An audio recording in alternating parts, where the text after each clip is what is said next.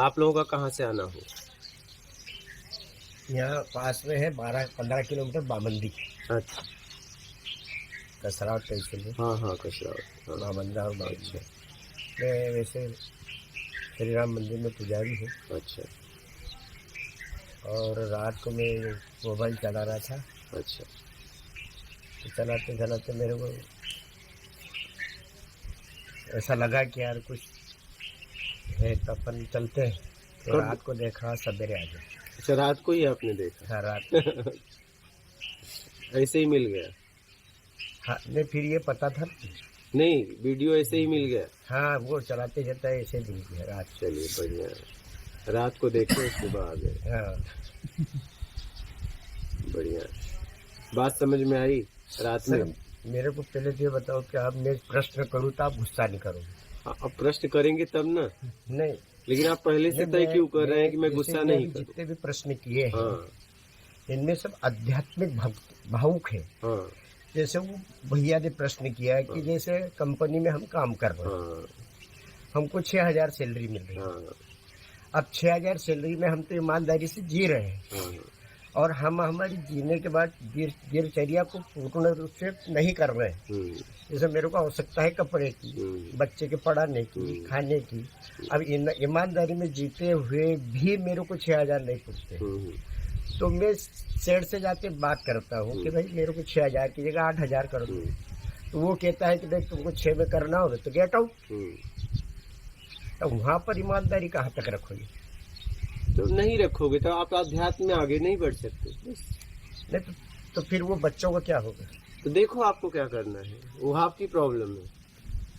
बच्चे आपने पैदा किया है तो उसके लिए तो थोड़ा बहुत तो कुछ करना पड़ेगा ना। हाँ तो करिए ना, उसका परिणाम मिलेगा। अब मान लो कि 6,000 में बच्चे क्यों पैदा किए, क्या जरूरत है? तो फिर प्रकृति कैसे चलेगी? तो आपको आप प्रकृति के मालिक हो तो प्रकृति चलाओ। फिर आप प्रकृति चलाने आए हो, जीवन जीने आए हो। वो एक क्रिया अलग होगी सर। हाँ, वो गुरु जी होगी क्रिया अलग होगी। तो आप प्रकृति चलाने आए हो कि आप जीने आए हो? अब जीना भी है और प्रकृति को भी चलाना तो ठीक है, आप चलाइए। तो फिर 4 आश्रम है तो आप चलाइए ना, कौन रोक रहा है आपको? तो फिर 4 आश्रम है तो आप रोको, रोक कौन रहा है? आप चलाइए। फिर 4 आश्रम में फिर वो तो आश्रम को तो चलाना पड़ेगा। तो आप चलाओ ना, हम आपको रोक रहे हैं?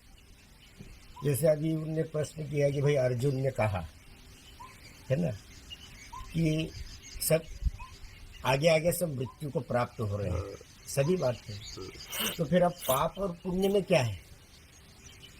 हम जो कर रहे हैं, जो आपको करना ठीक नहीं लग रहा है वो पाप है, जो करना ठीक लग रहा है पुण्य है। बस इतनी सी बात है। अभी कह रहे थे कि भाई आगे आगे हो रहा है वो अपन नहीं कर रहे हैं।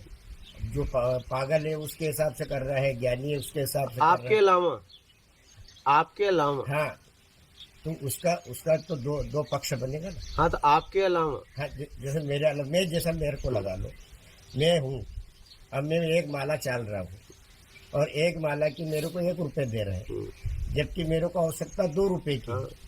तो 2 रुपए के लिए तो मेरे करना पड़ेगा। हाँ तो करिए ना, रोक कौन रहा है?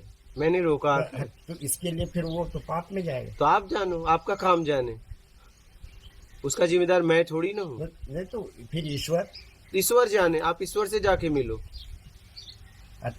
फिर अध्यात्म में हम गए। हाँ। तो जैसा अनुमान नहीं लगाना चाहिए। सीधी बात है, अध्यात्म ईमानदारी का मार्ग है।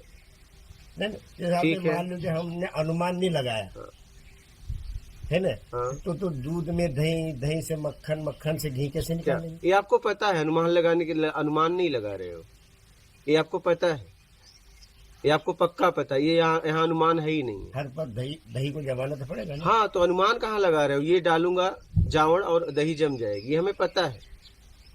पर अनुमान ये नहीं लगाना पड़ेगा कि 1 किलो में 10 ग्राम डालें, 20 ग्राम। हाँ, अगर ये आपको पता नहीं, अनुमान लगा रहे हो, सामने वाले को बता रहे हो कि इतना डालने से पक्का हो जाएगा। हाँ। किसी को अगर बताए तो वहां पे कर्ता का भाव बनेगा। हाँ। आप चाहे 10 ग्राम डालो, चाहे 20 ग्राम, चाहे 1 किलो डाल दो, आपको कर्ता का भाव नहीं आएगा। अनुमान तो देना पड़ेगा ना। अनुमान नहीं लगाना है, पता है तो अनुमान नहीं लगाना है, न पता में अनुमान लगाना पड़ता है। उसको सामने वाले को पता नहीं है तो आप सीखो ना। हाँ, तो उसको हम कहेंगे नहीं कि इसमें 2 ग्राम डाल दो। हाँ, तो आपको 2 ग्राम का पता है ना, 3 क्यों नहीं बोला, 1 क्यों नहीं बोला? पर अनुमान तो लगाया ना कि 2 ग्राम। नहीं पता है, पता है, एक पता होना, एक अनुमान लगाना, दोनों में फर्क है। पर पार्यावची शब्द हो गया ना, हाँ तो है ना, तो पार्यावची वही तो शब्द समझना। तो वही है ना। जैसे मान लीजिए आपको मैं बोलूं कि आप कहाँ के हो, तो आपको पता है। मैं पूछूं ये कहाँ के हैं, तो आपको पता नहीं है, लेकिन अनुमान लगाओगे कि नहीं शरीर भारत का ही लग रहा है। बात समझ रहे हो? लेकिन ये नहीं पता आपको कहाँ है, तो आप बोल दो ना मुझे नहीं पता है, बस खत्म बात। और कुछ चीजों को जैसे अभी मैंने अनुमान लगाया कि भाई हो सकता है 30 किलोमीटर के दायरे में हो, हाँ जबकि मेरे को पता नहीं है। तो पता करो। अगर किलोमीटर पता करना है तो उसकी नाप है, एक बार जाके 30 किलोमीटर नाप लो और फिर बोलो, नापने के बाद बोलो इतना किलोमीटर है। आप बोल ही क्यों रहे हो? बोलने की जरूरत क्या आपको पड़ रही है? तो जब सामने वाले ने पूछा तो प्रश्न तो बोल दो मुझे नहीं पता है, लगभग 30 किलोमीटर हो सकता है, कम भी ज्यादा भी। इतना बोलने में क्या जाता है? परफेक्ट मारी क्यों रहे हो? बोल दो मुझे नहीं पता, बस पता है कि 30 के ऊपर भी हो सकता है, नीचे भी। ऐसा जैसे मैंने कहा बस। 12 या 15। तो इसमें कर्ता का भाव नहीं होगा। जब आप कहोगे नहीं पक्का 30 ही है और 30 निकलेगा, तो कहोगे मैं जानता था, और नहीं निकलेगा तो कहोगे अरे यार मेरे को क्या मालूम। 30 वाला तो वही कैसा कि जिसके पास कॉन्फिडेंस हो। कॉन्फिडेंस नहीं, पता होगा तभी। कॉन्फिडेंस से काम नहीं चलेगा, पता होगा तभी बोलोगे। पता नहीं होगा तो कॉन्फिडेंस काम करने वाला नहीं।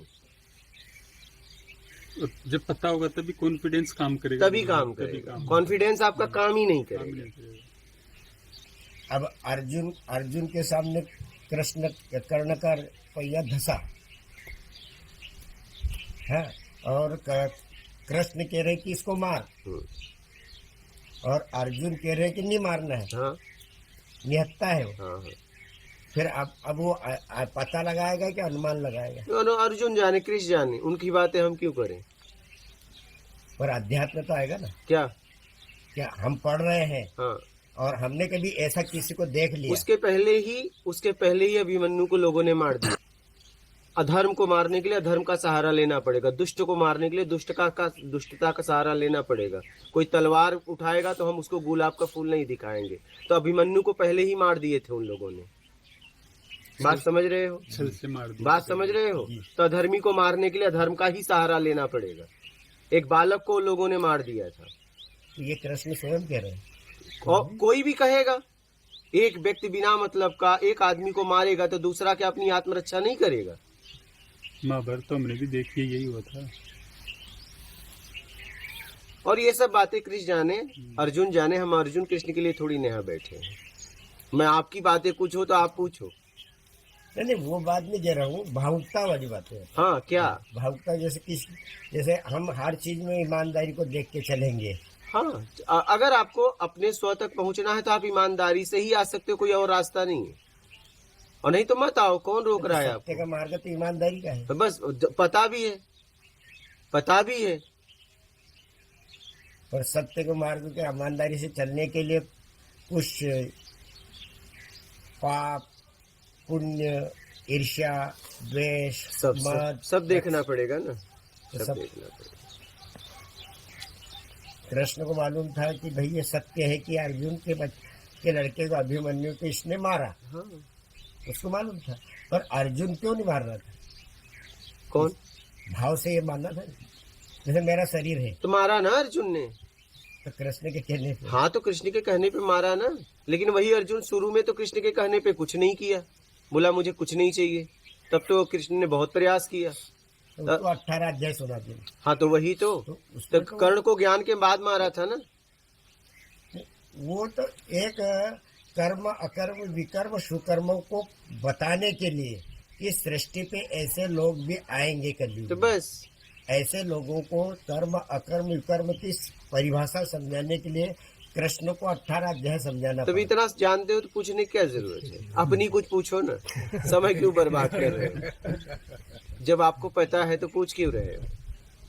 ग्रंथ की बातों को कहाँ ले गए? हाँ प्रत्यक्ष आपको जब पता है तो सब बातें करने की क्या जरूरत बस है? अपने कल्याण के लिए पूछो। अपने आपको देखिए, आपको ईमानदारी करना है बेईमानी। मैं तो किसी के दरवाजे पे जाके खटका नहीं रहा हूँ कि आपको बेईमानी करना है कि ईमानदारी। आप यहाँ आए हो और कह रहे हो कि मैं अपने स्व तक कैसे बढ़ सकता हूँ। ये प्रश्न अगर आपका है तो मैं कहूंगा कि ईमानदारी सत्कर्म करके, बस सीधी सी बात है। सत्य और ईमानदारी, बस ईमानदारी सत्य तक लेके जाएगी, सत्य का कोई सत्य होता नहीं। ईमानदारी सत्य तक लेके जाएगी। बस मैं यही बताऊंगा ना। बोलिए। और ये मेरे को पढ़ा मैंने, इसमें लिखा है बेमतलब से हाँ। आना नहीं, मतलब है तो आना नहीं, इसका अर्थ बस पढ़ते रहिए, सुबह से शाम तक पढ़ते रहिए, शाम से सुबह तक। इसमें मतलब अध्यात्म क्या है? अब देखिए ना उसमें क्या है। मैंने उसमें लिखा है कि ये अध्यात्म है, उसमें लिखा है, कहीं भी ये लिखा है कि ये अध्यात्म है? आप प्रश्न ही गलत कर रहे हो। ये उसमें लिखा है कि ये अध्यात्म शब्द है? बोलो, ये उसमें लिखा है कहीं? भाई सीखने के लिए तो आना पड़ेगा। लेकिन वो उसमें कहीं ऐसा लिखा है कि ये आध्यात्मिक शब्द है? ये बताइए मुझे, पहले आप जवाब दीजिए। वो वही नहीं समझ में आ रहा नहीं। हाँ तो समझिए ना, फिर बोल क्यों रहे हो? समझो ना। फिर शब्द ही अपने आप में है। यहाँ पे एक ही पढ़ सकता है, दूसरा इसमें कुछ पढ़ ही नहीं पाएगा। वो एक ही पढ़ेगा, दूसरा इसमें बात ही नहीं कर सकता। दूसरे व्यक्ति की इसमें जरूरत नहीं है, नहीं तो मैं इस पे बोलता आपको। इसमें आपकी जरूरत है, जिसको पढ़ना है उसको जरूरत है। मुझे पढ़ना है, मुझे दूसरे से हम इस पे बात नहीं कर सकते। बेमतलब से आना नहीं, मतलब है तो आना नहीं, इससे हम किसी से इस पे बात नहीं कर सकते, क्योंकि इसमें आप हो, दूसरा है ही नहीं। तो दूसरे से कैसे बात करोगे इस पे?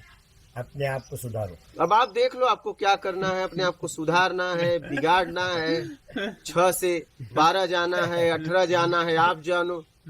1 से 2 बच्चे करना है, 2 से 4 करना है, प्रकृति को चलाना है, वो आप जानो। बात समझ रहे हैं? मुझे जीना है। क्या? मुझे जीना है।